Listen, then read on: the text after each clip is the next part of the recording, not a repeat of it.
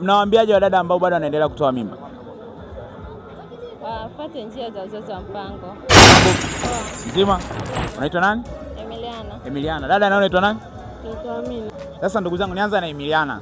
Sasa hivi unahisi ni kwa nini stori za watoto wa kike au wanawake kutoa mimba imepungua? Wewe unavyoona ni elimu imekuwa kubwa au njia za au watu sasa hivi hawabebi mimba? Ni elimu ndio imeongezeka. Elimu imeongezeka. Kwa mfano wewe kwa upande wako swala la uzazi wa mpango unalichukuliaje? Nalichukulia ni kitu kizuri. Hebu naomba unitajie njia unazozifahamu wewe za uzazi wa mpango. Njia. Zipo nyingi. Chache hata 2 au 3 unazozifahamu wewe. Chache. Njia za uzazi wa mpango. Huyu mwenzako anataka kujaribu hata 3 au 2 unazozifahamu wewe. Kuna sindano, kijiti, kuna vidonge, pia kuna kitanzi.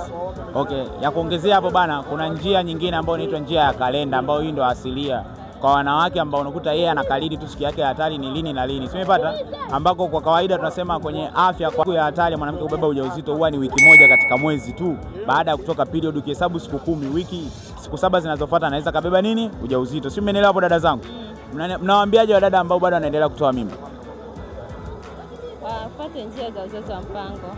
Eti dada nawe una lipi la kuambia dada wanaotoa mimba? Umefurahi? Wafuate uzazi wa mpango. Wafuate uzazi wa mpango. Wewe unashabikia timu gani hapa? Kajuna. Kwa hiyo unamwambiaje mkurugenzi wa Kajuna kwamba ana mshabiki ambaye anaitwa nani? Nimemsahau mmoja. Bana. Mwanafa mtaa. Nafikiri bado naendelea kuwatafuta wadau. Bado nipo kwenye game ya Kajuna hapa na tushamnywa mtu goli 6. Let's go.